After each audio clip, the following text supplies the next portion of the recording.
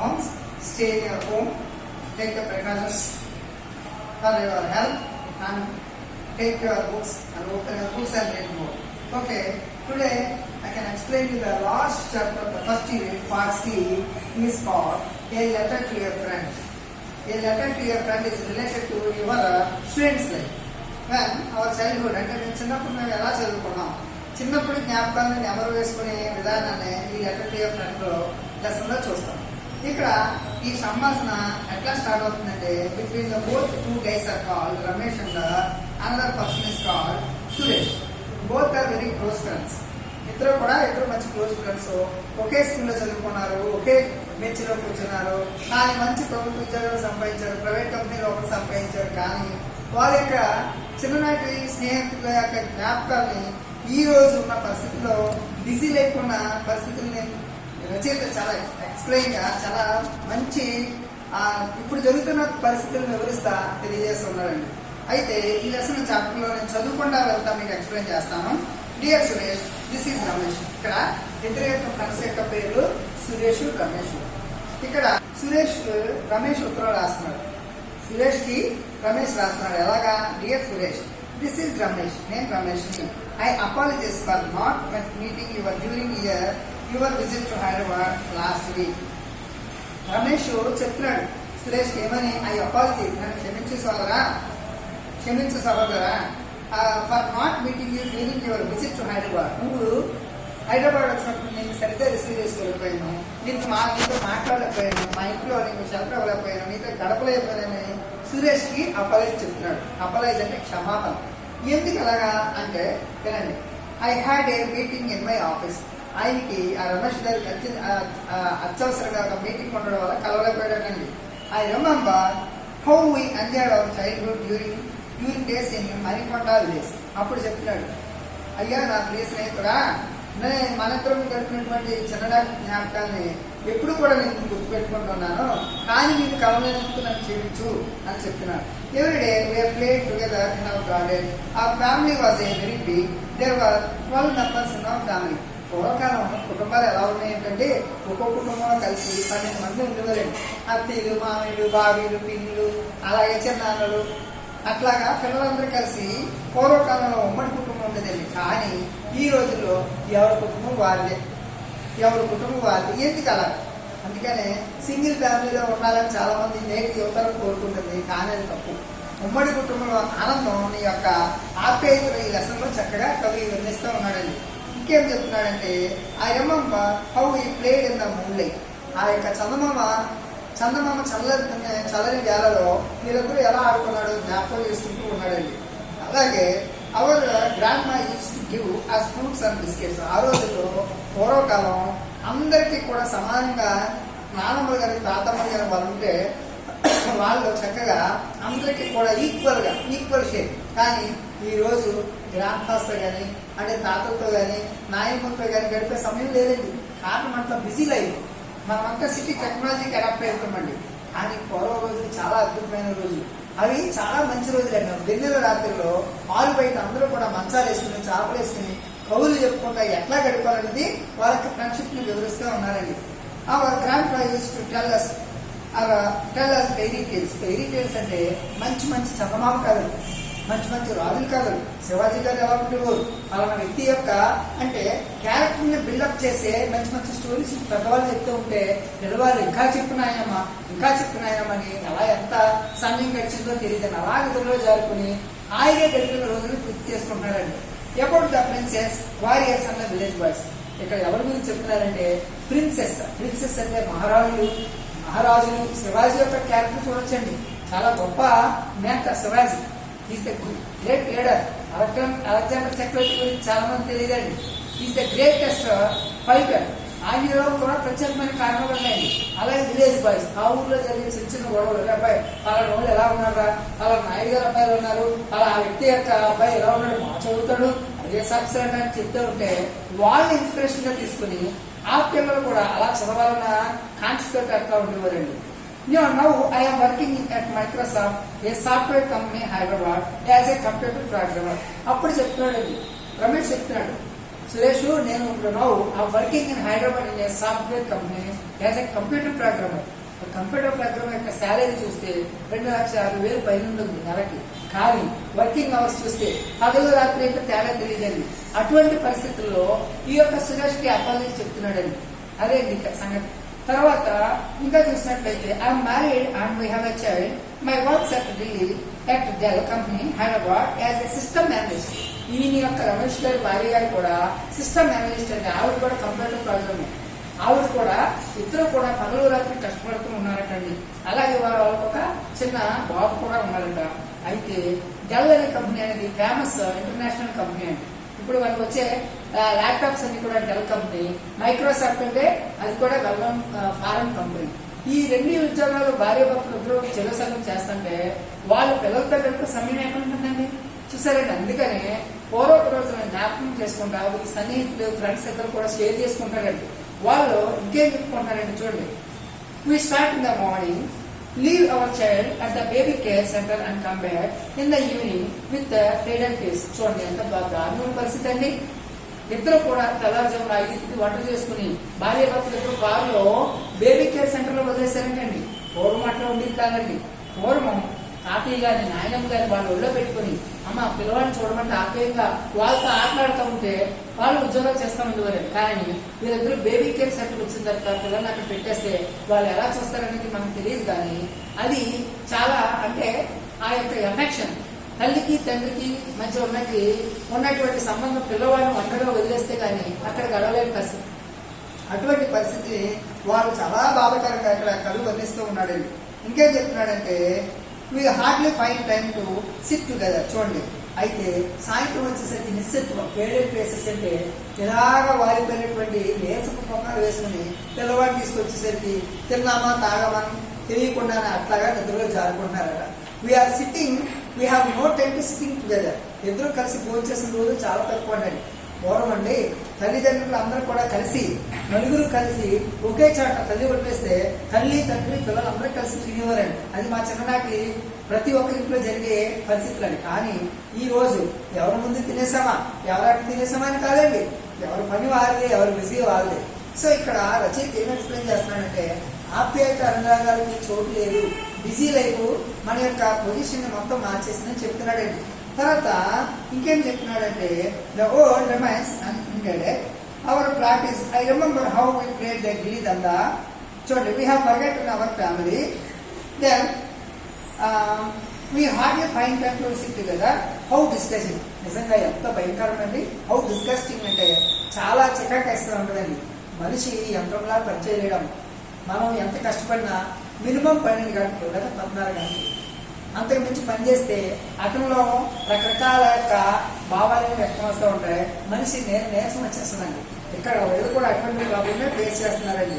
We work with computers, think like computers and leave like computers. చూడండి simple గా కవి ఎలా వర్ణిస్తున్నాడంటే కంప్యూటర్ 24 గంటలు ఎట్లా ఆడుస్తున్నారు చూడండి. ఇప్పుడు ఈ రోజు అందరూ 4G టెక్నాలజీ అంటారు. ఎలా కొట్టుకుని వాడుతూ ఉంటే కంటి చూపుతుందండి. కొంతకాలానికి వేళ్ళు చైనా సైంటిస్టులు ఈ మధ్య రీసెంట్ గా ఈ యొక్క ఫింగర్ వేల్స్ అంటే 10 years కి మొత్తం ఎముకలన్నీ మొత్తం పిలిచిపారిపోతాయండి. ఇది నిజం. చైనా వాళ్ళు చెప్పారంటే నిజమని వాళ్ళు నిరూపణ కూడా చేస్తున్నారు. ఎందుకంటే మన యొక్క కీబోర్డ్ ని అస్తమానం కూడా అందుకని అప్పుడప్పుడు కంప్యూటర్ వర్క్ చేసే వాళ్ళని 10 నిమిషాలు కళ్ళులా మూసుకుని ఆ పక్క యొక్క వేరే చోట దృష్టిని మరించి అలా చేస్తూ ఉంటారు. కానీ వాళ్ళకి టైం ఉండదండి. లక్షల శాలరీ ఇచ్చినప్పుడు ఖచ్చితంగా అప్లై చేస్తారు. కానీ we have forgotten our family. చివరికి ఏం గుర్తొచ్చిందంట మా యొక్క జీవితాలు ఎలాగైపోయినాయి, అసలు ఫ్యామిలీ ఉందా, అమ్మ ఎలా ఉన్నారు, నాన్న ఎలా ఉన్నారు, చెల్లి ఎలా ఉన్నారు, అక్క ఎలా ఉన్నారు, ఇట్లాంటి రిలేషన్స్ లేకుండా పోయినాయి అంటే.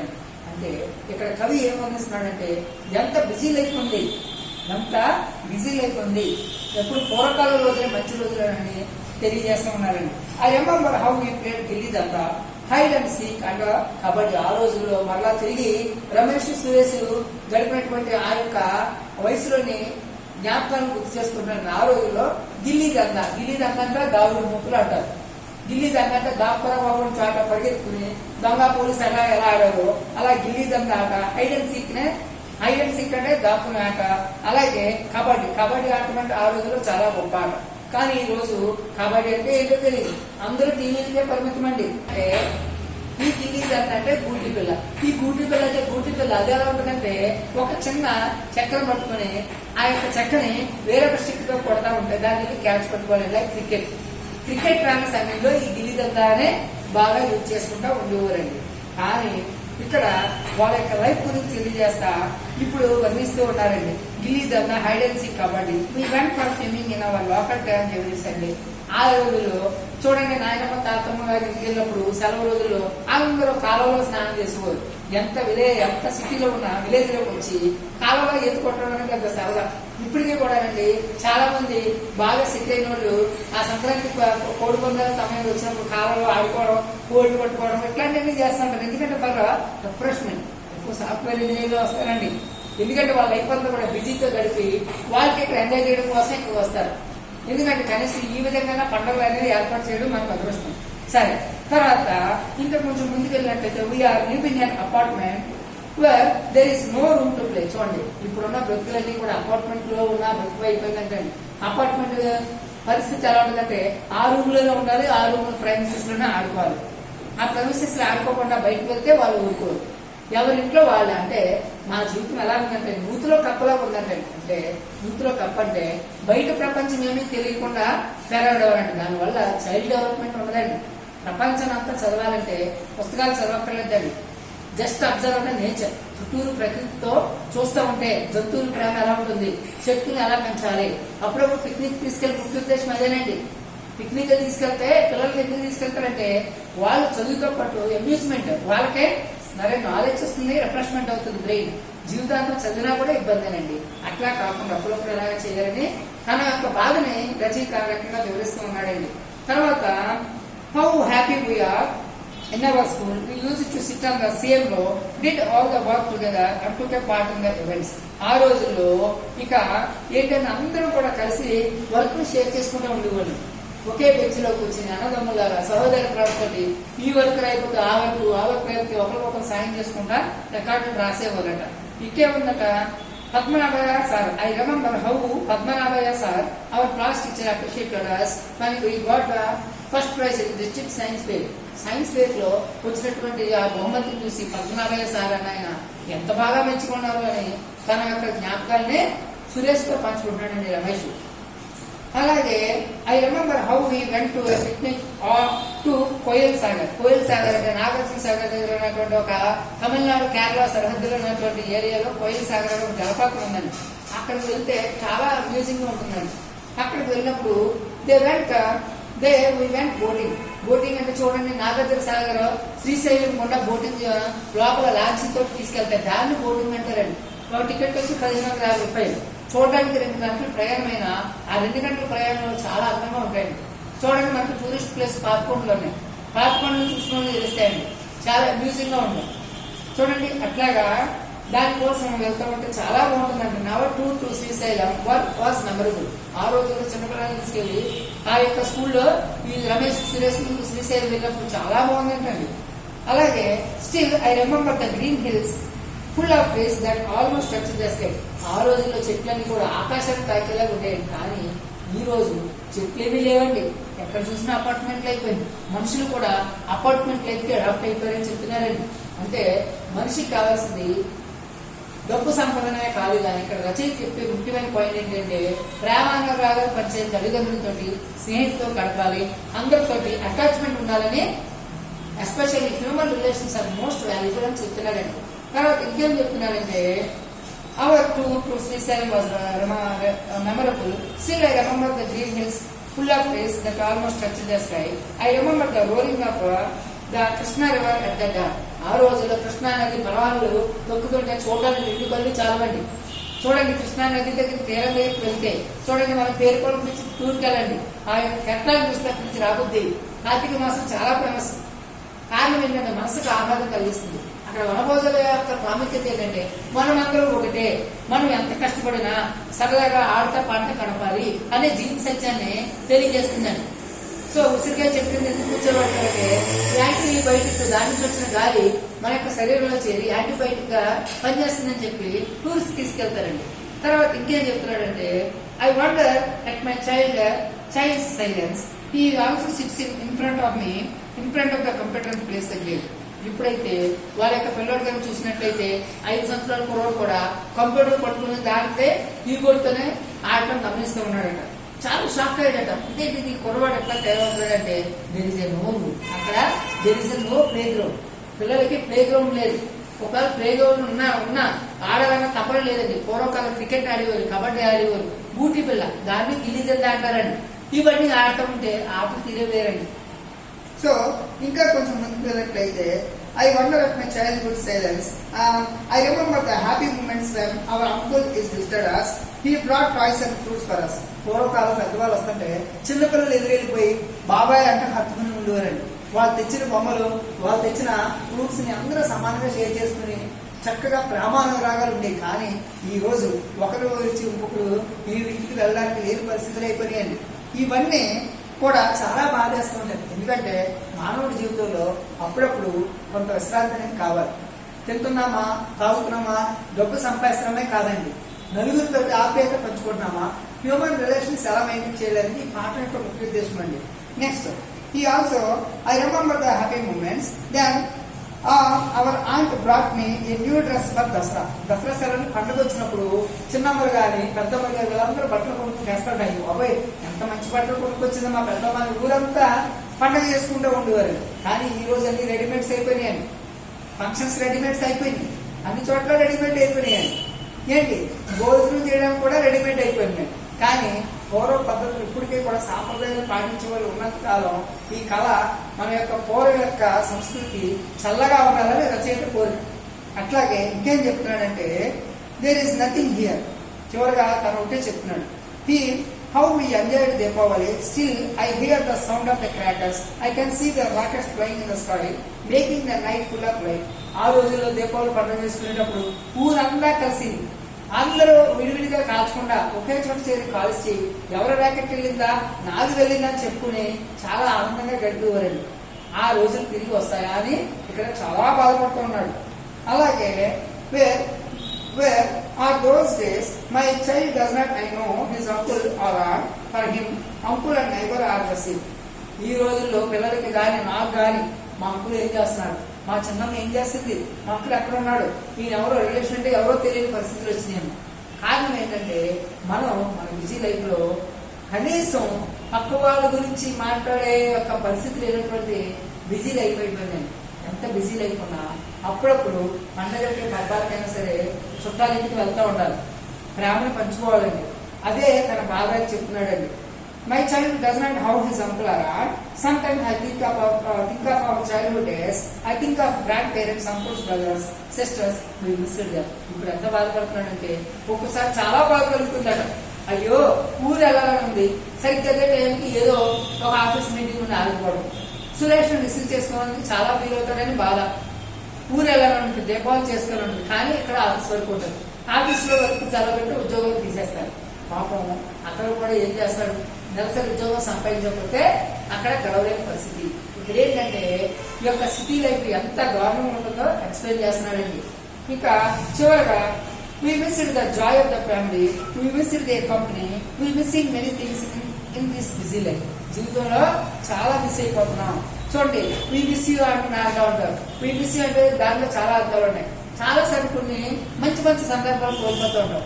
చూడండి, మన ఇంట్లో పెళ్లి జరుగుతుంది, మన కజిన్ మ్యారేజ్ జరుగుతుంది, హైదరాబాద్ నుంచి రమ్మని అన్ని అరేంజ్ చేశాడు, కారు పంపాడు, కానీ ఆ టైంలో వెళ్ళని పరిస్థితి. మనసు ఎంత బాధగా ఉంటుందండి. మ్యారేజ్కి వెళ్ళాలని వెళ్ళలేదు, చుట్టాలు వస్తారనే బాధ, పక్కన వృత్తి, మధ్యలో నలిగిపోతూ ఉంటారు. Suresh, I don't think where those gardens have gone, those fairy tales, those fruits, those words of love and affections. Suresh, అయ్యా ఆ సురేష్ ఆ పూర్వకాలం నాటి రోజులు ఇప్పుడు ఉన్నాయా? ఎంత బాధకాలంలో ఉన్నాం మనం. ఎక్కడ గార్డెన్, ఎక్కడ కాలం ఆడుకున్నాం, లవ్ అండ్ అఫెక్షన్ లేదు, అంతా కూడా లవ్ అండ్ అఫెక్షన్ లేదు, అంతా బిజీ అయిపోయింది.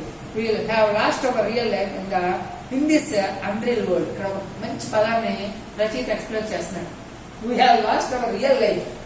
నిజ జీవితంలో మనిషికి కావాల్సింది ఇది కాదు, ఇది this unreal world. Unreal world అంటే సినిమా రీల్ తిరిగినట్లాగా రోజు ఒకే రకంగా లైఫ్ ఉంటే ఏ మనిషికైనా చిరాకు వస్తుందండి. అప్పుడప్పుడు మనిషికి కాస్త ఎంజాయ్మెంట్ కావాలి. రిఫ్రెష్మెంట్ కావాలంటే either in the childhood days he want go play the different kinds of place. మన ఈ మధ్యలో సైకాలజీ డాక్టర్స్ ఏం చెప్తున్నారంటే చిన్నపిల్లలు ఎవరైతే బాగా 5 నుంచి 10 సంవత్సరాలు ప్లే గ్రౌండ్ లో ఆట ఆడతారో వాళ్ళలో ఇమ్యూనిటీ పవర్ పెరుగుతుందంట, వాళ్ళ బ్రెయిన్ డెవలప్ అవుతుందంట, వాళ్ళ పజిల్స్ బాగా చేయగలరు. ఇది నేను చెప్పింది కదండి, సైక్రటిస్ట్ చెప్పిన రీసెంట్ న్యూస్ అండి. కారణం ఏమంటే ఇక్కడ పిల్లల యొక్క అభివృద్ధి ఆ రోజుల్లో సాయంత్రం 5 నుంచి 6 వరకు అలసిపోయే శరీరం బాగా ఆటాడుకుని వస్తే ఆ చెమట వల్ల ఆ లోపల ఉన్నటువంటి ఆ చెమటలో ఉన్నటువంటి విష పదార్థాలను బయటకు వెళ్ళిపోయి స్నానం చేస్తే హాయిగా నిద్రపోయి. కానీ ఈ రోజు లైఫ్ ఏమైంది, సాయంత్రం ఎప్పుడవుతుందా, ఏ సీరియల్ వస్తుందా, ఏ సినిమా చూద్దామా, లేదా ఏ బండి మీద షికార్కి వెళ్దామా, ఇవన్నీ ఏంటంటే the entire system will be polluted. Already pollution అయిపోయాం, మనం అడాప్ట్ అయిపోయాం, 4G ఫోన్స్ కి అడాప్ట్ అయిపోయాం, అలాగే టీవీ అడాప్ట్ అయిపోయాం. దాన్ని లేకుండా ఉండలేని పరిస్థితి అయిందండి. ఒక రోజు లైట్ ఆఫ్ మనం పడుకోలేని పరిస్థితి అయిపోయింది, మెకానికల్ గా తయారైపోయింది. కానీ ఇప్పటికీ కూడా మనకి రాబోయే రోజుల్లో మనకే అవకాశం ఉంది. అందుకని ఉన్న 4 రోజులు చుట్టాలతోటి, బంధువులతోటి, స్నేహితులతోటి చక్కగా ఉండడమే నిజమైన జీవిత సత్యం అని ఇక్కడ రచయిత చివరి మాటలో వర్ణిస్తూ కంప్లీట్ చేస్తున్నాడండి. Please come to me. Let's remember our childhood days of joy. Anyhow, I am happy that I have found time to write you. ఇప్పటికైనా నీకు ఉత్తరం రాసినందుకు నేను చాలా ఆనందపడుతున్నానని చెప్తున్నాడు. ఒక పావుగంట దొరికితే ఉత్తరం దొరికి రాసే సందర్భం దొరికినందుకు ఇక్కడ రచయిత చాలా ఆనందంగా ఉన్నాడు. ఒక్కసారి దయచేసి నన్ను మన్నించి ఒకసారి నా దగ్గర రా మిత్రమా, మన పూర్వకాల విషయాలన్నీ కూడా మనం ఆనందంగా గడుపుదాం, మళ్ళా తిరిగి నెమరు వేసుకుందాం. మీరు ఇంకెప్పుడు కూడా చిన్నపిల్లలు ఇప్పుడు ఉన్నప్పుడున్న పరిస్థితులన్నింటినీ కూడా కనీసం తల్లిదండ్రులకు విజ్ఞప్తిగా తన బాధని ఈ విధంగా ఈ లెసన్ ద్వారా, ఈ లెటర్ టు ఏ ఫ్రెండ్ ద్వారా వివరిస్తూ ఉన్నాడు. Thank you very much children. Have a nice day.